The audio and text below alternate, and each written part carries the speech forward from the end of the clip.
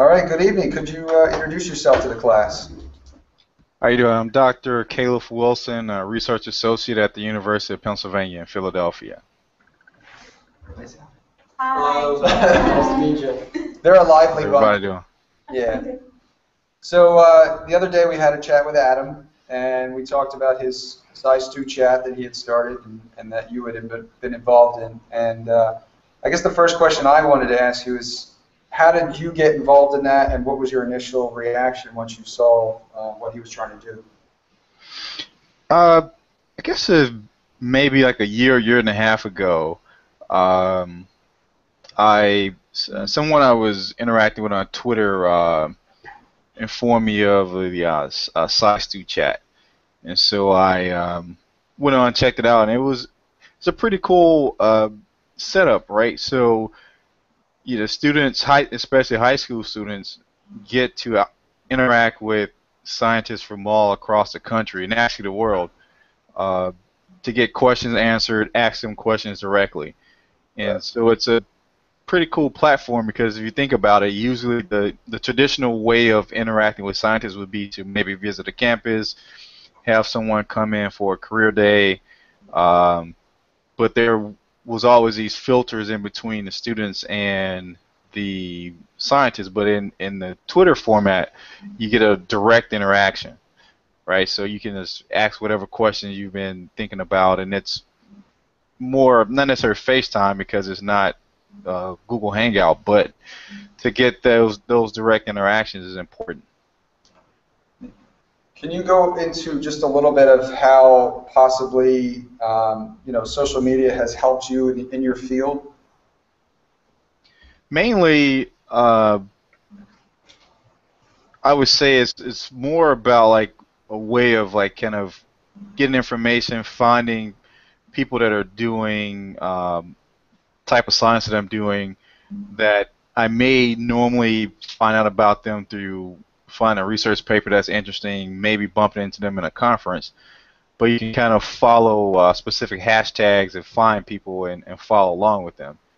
But the more important thing, what it's really done is, so there's in science there's this emphasis now on multidiscipline interactions, and so what really happens is you can interact with people across platforms, right? So if for instance, like Ebola's popped up. Now, I'm not a virologist, but you can get opinions from people from a wide range of science backgrounds, and it helps you think about it from some different perspectives, if that makes sense.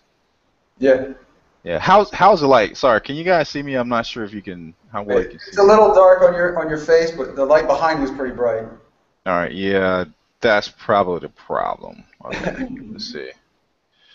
Yeah, I don't know how to get it to adjust because I don't have a light in front of me, so. That's okay. Does anybody have any questions? Go ahead, ask away. How long did it take you to develop your professional network and your current status with community outreach? Repeat the last part again. And your current status with your community outreach. Community outreach. Oh, community outreach. So I look at professional network not as like it's something you should always be doing all the time, right? So as students, you guys should be working on having these professional interactions with people and building relationships with them. And there are people that I'm networked with that I've known for years since high school, undergrad. There are a lot of people I've interacted with over the last few years on social media. That's really built it. So I use main platforms I use are Facebook, Twitter. Have a couple web pages we write blogs on, and LinkedIn. And that's my main source of professional networking. And of those, what do you think has been the most effective? Well, it depends, right? So if it's about having, let's say, for instance, if it's about having science conversations and being able to interact with a focused group, LinkedIn has been helpful. If it's been about having kind of ongoing conversations and getting to know people, that's where Twitter comes in. So it's really about what you're doing and what you're interested in. It's not. I haven't found it to be like one particular. You know, because I don't only use one platform, right? So the point is to take advantage of the platforms that are available to you. And can you guys speak up a little bit? It's there's like a fan blowing in the background for the air conditioner system or the heating and cooling system is kind of loud. In your room or ours? In my room. Oh, okay. All right. So it sounds a little muffled. Okay. Zach, you got one? Yeah. Have you made any advances, like directly or indirectly, to cancer research or whatever your specific field or is, because of Twitter or any other people that you're talking to on Facebook or LinkedIn? Repeat that last part. Speak up as much as you can. Have you made any advances, like directly to your field, like directly from Twitter, or like meeting someone from Twitter or social media? So as someone, so you're asking if have I interacted with someone on social media that has had a direct impact on my research? Yeah. Yes. Not at the moment. If you want to talk about like actually doing experiments, but from a knowledge-based standpoint, yes. So for instance, there's a website called OncLive, and they're on Twitter at ONC Live, and they put out tweets and write-ups all the time about cancer immunotherapy and cancer treatments in oncology. And so, for instance, when a clinical trial comes out and that trial is successful, and you want to learn a little bit more about it and get kind of the gist of how it works, they put that information out pretty rapidly. They're on top of it. Did you get any jobs through LinkedIn or Twitter, or did you find it out elsewhere? So my main job has been for probably like the last 10 years or so is being in a laboratory as a graduate student, as a postdoc, and now as a research associate. But opportunities that I have gotten through social media have been opportunities to write. So I started writing op-eds, some of them about education, some about science and some community issues. And if it wasn't for my visibility on, let's say, Twitter, for instance, I wouldn't have been. So I've been asked to. So, for instance, one of the original questions you guys asked was about the outreach. So through some of the local outreach I've been doing, and the comments I've made on Twitter, I actually was asked by the Planetary organization, or planetary.org, to write a op-ed or opinion piece about how scientists can get more engaged in outreach. And so just by being active and being out there, people say, oh, okay, this guy's a full-time scientist and he's doing other things. Let's get his opinion on something. So that's been kind of I wouldn't call it a job necessarily, but a way of doing some somewhat extracurricular things to get some ideas out there. What first got you into using things like Twitter and Facebook for professional reasons? Repeat. I'm sorry, it's kind of something's clicking in the background here. I don't know what that is, and it's hard for me to hear. So repeat that question, please. What first got you into using social media like Twitter and Facebook for professional reasons? What got me started or interested in it? Yeah. For professional reasons. So like I said, so for instance, throughout my entire time through undergrad, I had a resume the entire time. And I think it was when I was in grad school, some of the professional social media platforms like LinkedIn started popping up. I think it was LinkedIn, Epicurious, a few life sciences, social media, and there was this time where like there things like that were popping up all the time. LinkedIn is the one that seems to have stayed around, and so I just got a LinkedIn profile, started connecting with people I was in grad school with, various like friends of friends, uh, other alumni from my undergrad institution as well as my graduate school, and then I started like building a profile that way. Like there's I don't even know what the number is now, but they consider me, I guess they have like various ratings on LinkedIn, and apparently my account is in one of those ratings. I don't really know what that means. Like, it's not like people are throwing jobs at me.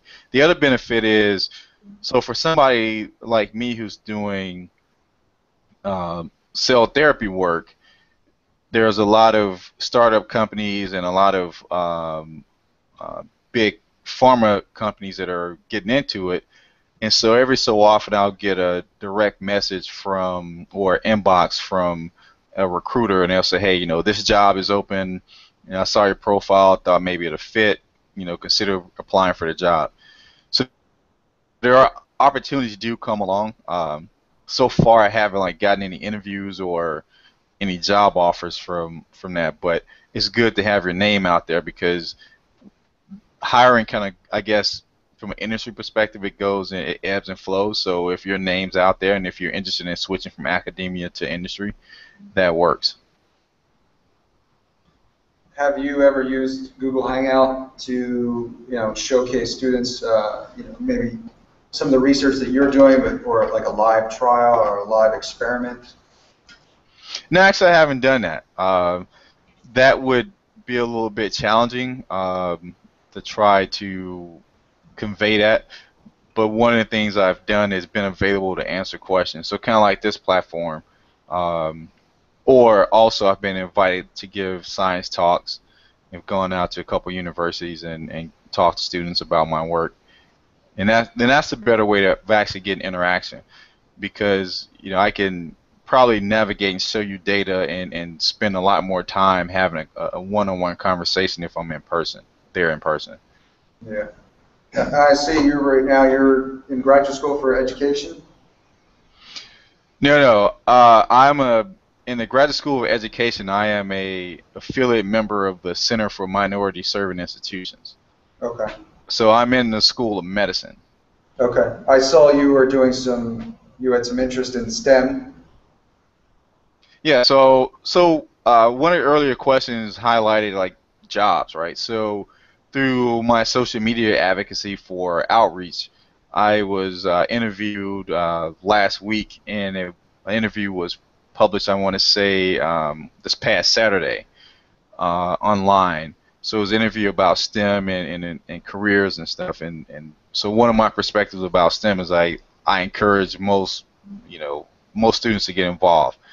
And it doesn't mean you're going to go get a PhD or advanced degrees. It's just major in STEM, develop some STEM skill, and realize how STEM is connected to a lot of things you do. And so one of the things that I advocate for is to have students that are in, like I'm from Mississippi, so there are students out in rural Mississippi, students in Appalachia, and a lot of areas that aren't necessarily getting a lot of the attention or have the resources to really develop those students' potential.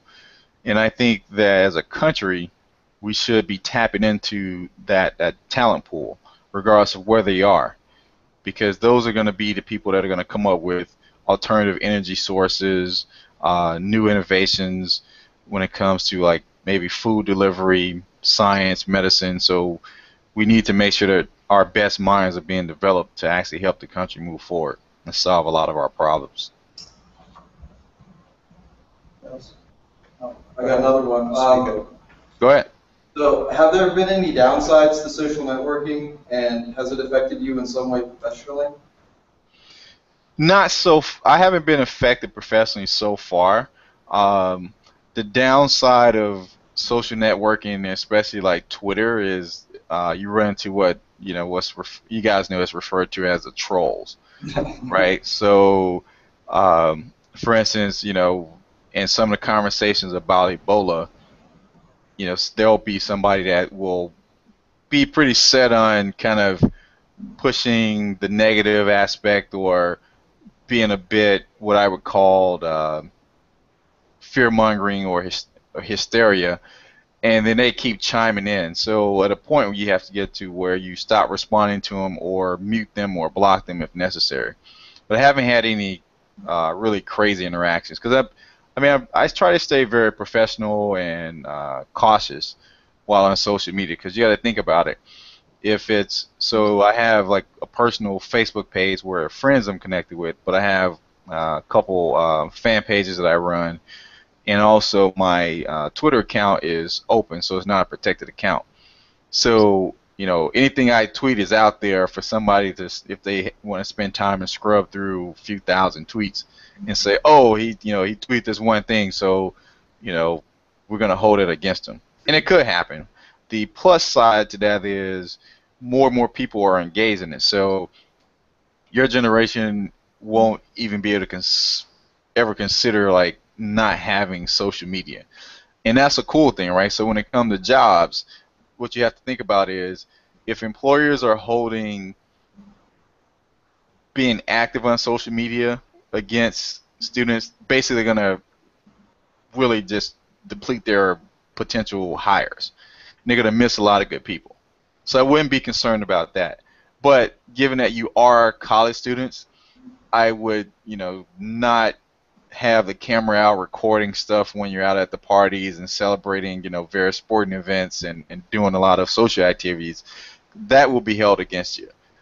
You don't want to have that time you were doing not that you do it, but if you consider doing a keg stand or something, or playing beer pong or doing some of those things, you don't want that held against you because they're being vindictive. I mean, my opinion is if someone went through all of our lives with a fine-tooth comb, especially in college, and that really had a bearing on whether we got hired or not, there would be very few college graduates with jobs because you're young and everyone does things that you maybe wish you wouldn't have or was kind of stupid and you're just being young. So you should always have the opportunity to have some flexibility and not have it held against you for the rest of your life. Yeah, one thing we're talking about is social media etiquette, and it stinks in this day and age. Even if you're good, you don't post anything. All they have to do is whip out a camera and take a picture of you, and they post it, and it still can get you in trouble. Oh yes, so my philosophy about that. So I have a few things that I do, and some of my lab mates they think it's hilarious. So any ID picture I take, I have on a tie. If I go in and I have to take an ID picture at the last minute, I'm like, no, it's not happening.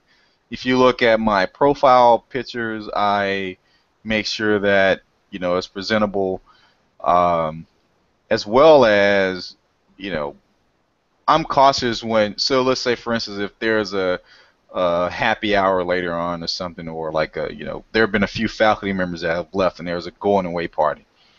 I'm cautious about what I'm doing when I'm walking around talking. You have to be careful of what you have in your hands, and because people are always taking pictures, and a lot of people take pictures and they automatically post them to Facebook or other applications. And one thing I would say that you should consider doing is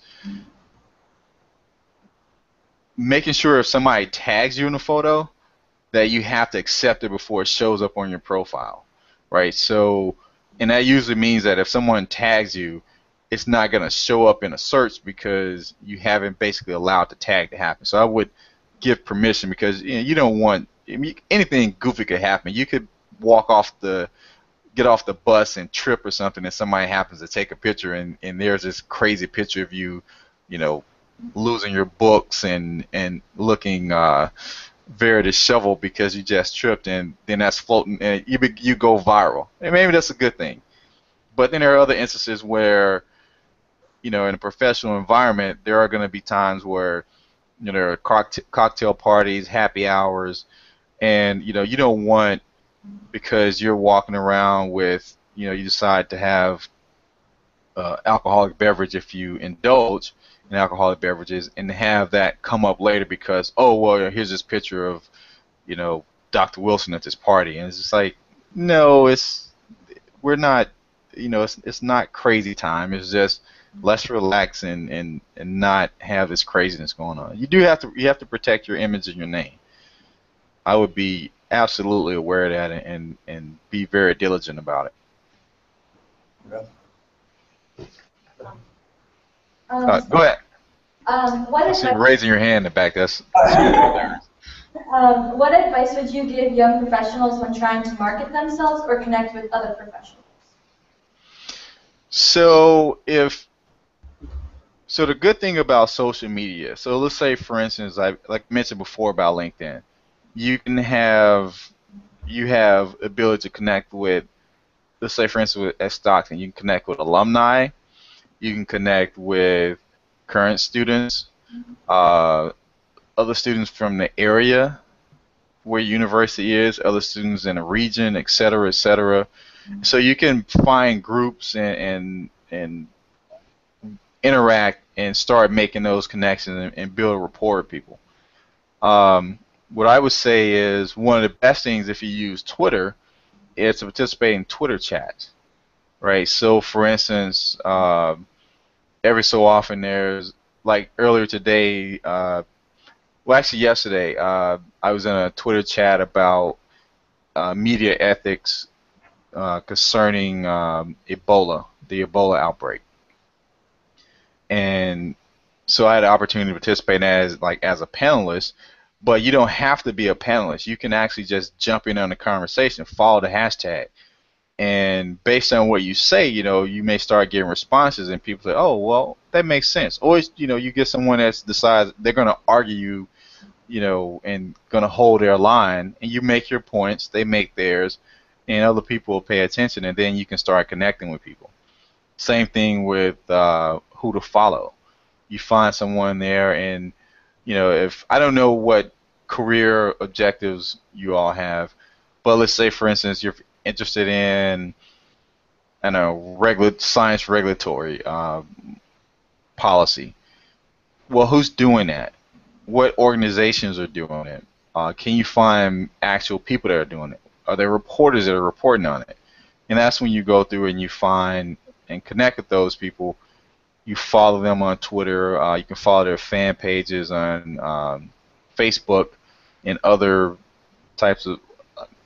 Those are the main ones and I don't do like Tumblr and Pinterest and those type of social media. But especially on LinkedIn, you can actually go in a group, and the good thing about groups in LinkedIn is people post all the time, right? And so someone can post something about a particular job or an opportunity or something you can learn from, and what you do is you comment on it. You read the article, and then you'll see that you can have 5, 6, 20 people in a dialogue about something, and that's how you actually build a professional network. Because later you can say, oh, we had a conversation, I'm in Philadelphia, you're in Philadelphia too, why don't we get together, have lunch or coffee or something to have a conversation? Or you just end up having enough social media conversations where you can you can feel comfortable connecting with that person or following them or having them follow you on social media. I saw you were on About Me. Is that just like a modern day resume? I'm not familiar with it. We're going to cover that, but go ahead. Okay. Go ahead, Caitlin. So About Me is it's somewhat of it's not quite like LinkedIn. It's because it's more open. What it basically is a way of having like a short blurb about what you do yourself, and you can put all your contacts on it. So if you look at that page, I have a blurb about what I'm doing, my education, some of the organizations I'm a part of, and then I have at the bottom how you can visit my website. You can follow me on Twitter, my Facebook, a couple Twitter handles, Facebook fan page, and my LinkedIn account, web address. So then you can. That's just kind of a way of contacting me. So here's the best advantage of LinkedIn. If you have a LinkedIn account, because LinkedIn gets so many hits, what usually happens when you search your name or somebody's looking for you, the LinkedIn account pops up first. And so that's another strategic thing you have to think about when you're putting together your professional profiles, is that you basically can control what pops up on a Google search. Because if it's LinkedIn or About Me, Twitter, certain other sites, those sites are they're gonna come up first. That's where your profile is gonna come up. And so so if you think about like that time you were at doing something goofy and or you got an interview for the student paper and you thought something was ridiculous and you kind of said something you regret saying, they may get buried over time. The social media will come up because the most relevant and most popular will come up first. And sites like LinkedIn, About Me, they definitely will pop up in Google searches before a lot of other stuff. So that way you can put your professional face first versus having some comment you made about the Daily Show or whatever news show you watch pop up first. John? Are there more people on the, I guess it would be the right side of the classroom? There are a few people not on camera, so I was trying to see if, maybe there's some shy students that didn't want to be on camera. Okay. Small class. All right. Go ahead, John. I was going to ask, do you recommend at some point just making all of your social media accounts professional accounts? Because I'm going to go into the field of criminal justice, and I'm not saying I have anything particularly incriminating, but I'd rather be safe than sorry. Well, so think about it this way. If you have a job with requires certain background checks, depending on the level of security and background check, they're going to find it. So you can't really hide it. But what I would say is, be smart. Approach social media from a professional standpoint. Yeah. So if you think about like if you're interested in criminal justice, you can come up with a Twitter handle that reflects that a little bit. And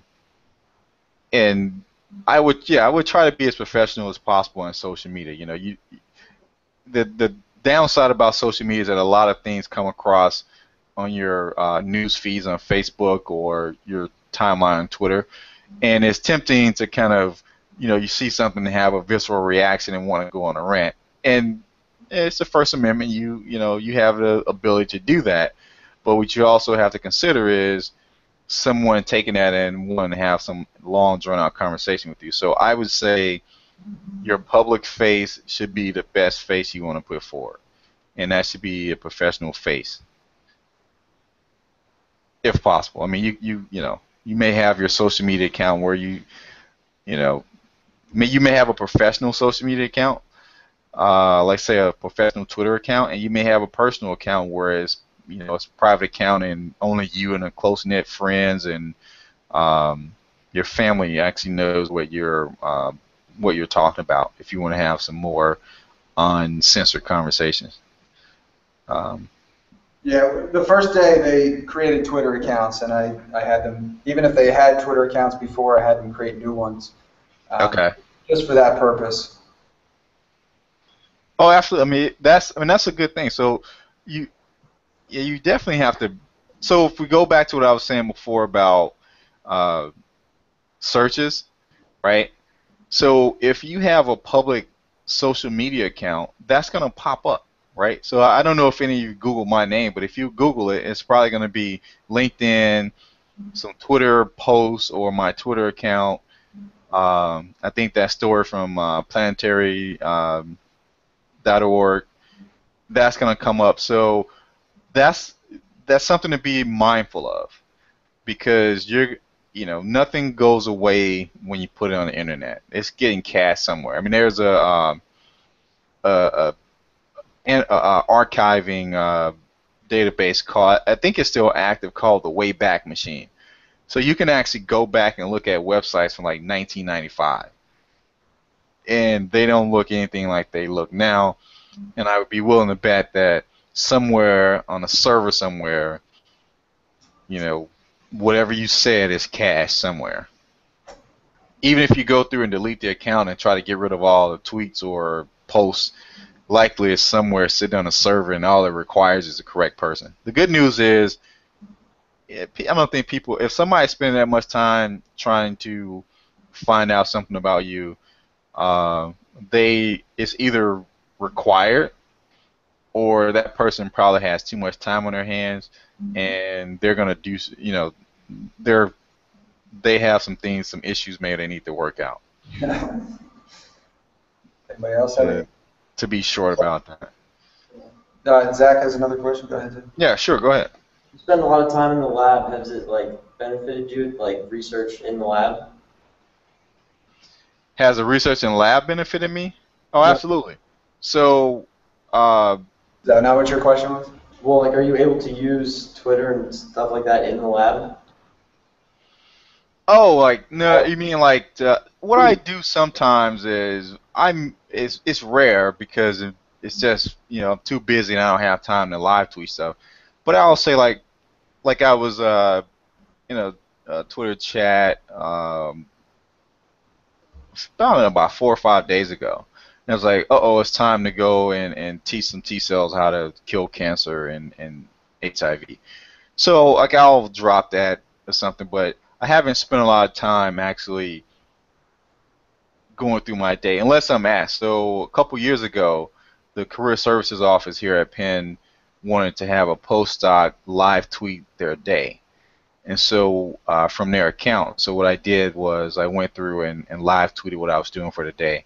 I think I had like a few meetings, some lectures that I had to sit in on. Was doing experiments, so I kind of like tweeted what I was doing. And the goal of that was just to try to give students or anyone that wanted to find out kind of a perspective of the type of things I was doing on a daily basis. And I think that was a typical day. It was like Wednesday or something. Anybody else? Catherine? Was it hard at first to find other people in your field or make yourself known on social media? Was it hard? No, it's not hard to find people. The good thing about social media and their algorithms is they constantly, you know, so if you're on Twitter, I don't know, it looks like you all have the same laptop, so there must be a school issue laptop. Yeah, the carton here. Or a class. So if you go to your Twitter account, they suggest people you should connect with. The same thing happens on LinkedIn. You know, here's potential connections, and you can connect your email address to it. It'll go through and look at your contacts and try to see if your contacts are on LinkedIn and try to connect you to them. So there are a lot of ways of finding people. The main thing is what are you interested in and locating that. So for instance, if you look at my Twitter account, you'll see that I have, I think it's like 4 or 5 lists that I actually created, and I'm probably on about 8 or 9. But I have a list of like a STEM list, so this is like people, organizations, etc. There's like an education, there's an education, science, policy, there's a professional development group. So you can start collecting people, even if it's not people that you're really, doesn't require it to be people you're actually following. You can just add people to the list, and you can say, okay, here's my list of, because as I mentioned before, my list of people in criminal justice or doing a type of law or the things I'm interested in. And you can go through and look at what they're doing. Are they posting on social media? What are they following? What are the conversations they have? Do they have a fan page? Are they on Facebook or Google Plus? Or what platform are they on? Anybody else have any final questions? Go ahead, Emily. Sure, go ahead. How did you get interested in studying the cancer cell therapy? So So how to get so the current position and type of research I'm doing was from I wanted to be in a lab that is what we call translational. So when you develop an experiment to ask a question and test a hypothesis, what you're really doing is thinking about answering a question that's going to actually help a patient. So our program has a clinical side where patients are being treated for HIV infection and cancer, and then they have the basic side, which is where I am, where we're doing experiments to try to figure out how to actually the best ways of gene modifying T cells. So for instance, right before I got on this live chat, I actually used, so what we do is, so I actually gene modified or engineered some T cells, like I think I finished it around like 10 minutes before the chat started. So what we do is we take, one of the ways we modify T cells is we make a form of HIV that doesn't replicate, right? So we can we can take and create a virus that has genes in it that we want to express in a T cell. We make that virus, and then we basically, the process is called transductions, but it's essentially what you're doing is infecting a T cell with a gene that you want it to have. So you're transducing DNA from that virus to your T cell, and then once that T cell gets that DNA, it's going to continuously express it, right? So what I did is I took T cells that have never that came from a person that doesn't have cancer, doesn't have HIV, and I conferred the ability for that T cell to recognize HIV or cancer based on the type of virus I put on it. So that's an exciting thing, and that process is what we're doing in the clinic. Where basically patients come in, we draw blood, we take their white blood cells, their T cells, add genes or turn genes off, and then give that patient their cells back in the effort to actually treat cancer or HIV.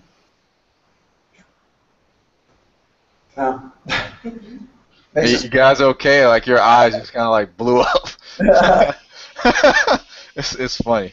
No, it's funny seeing the reaction because I was like, we talk about it all the time, and we often forget that, because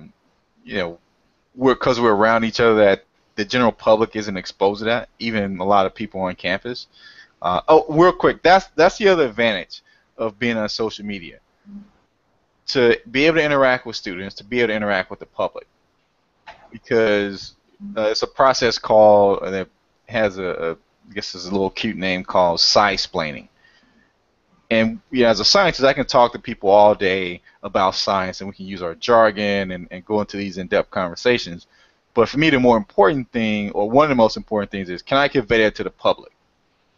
The taxpayers have funded my education, they fund my research through grants from the National Institutes of Health.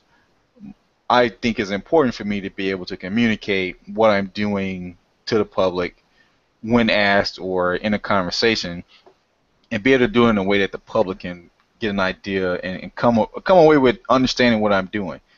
Not, okay, I don't know what that guy just said, and I wish he stopped talking. It's like I think it's important for you to understand what I'm talking about. I think we all feel that what you guys are doing is pretty important work, and it's always interesting to hear. And I think you're right that we don't know what's going on half the time, so it's refreshing to hear that.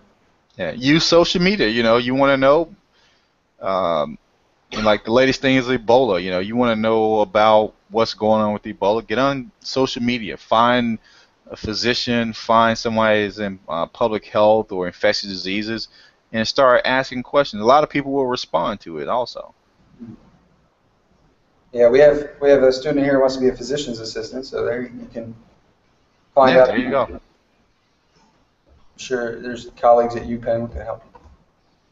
Yeah, there's a program here. There's probably an organization. There's probably a physician assistants group or people are interested in on LinkedIn. There's probably some organizations on Twitter, and just find them and interact with people, and you can learn more.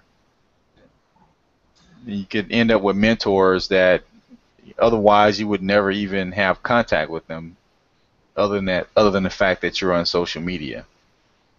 See, it's nice to hear somebody else say that, because I keep saying it all the time, and I feel like I'm beating a dead horse sometimes. Well, I think the hard part is the perspective, right? Yes. So as you develop professionally, you start realizing, like, how do you build these networks? And I think for current college students and maybe and likely students that are younger than you, your use of social media is a little different. You're interacting with, personal friends, maybe people across town, the country, across the world. You can actually develop a friendship with somebody in another country. However, what isn't talked about a lot is, how do you use that from a professional standpoint? And that's what companies do. I mean, that's, when Apple was trying to push their new iPad and iPhones, they actually, they have a social media blitz. They put it out there. They advertise. Newspapers do that, and you have to do the same thing. Or something a derivative of that, something a little different, but along the same lines. Yep. Thank you so much, Gib. We're actually almost just about out of time here, so we really do appreciate your time. Thank you. Thank you. Yeah. You're welcome. Thank you for the opportunity, and good to talk to you. Yep. Thank you. Have a good night. You too. All right. Bye-bye.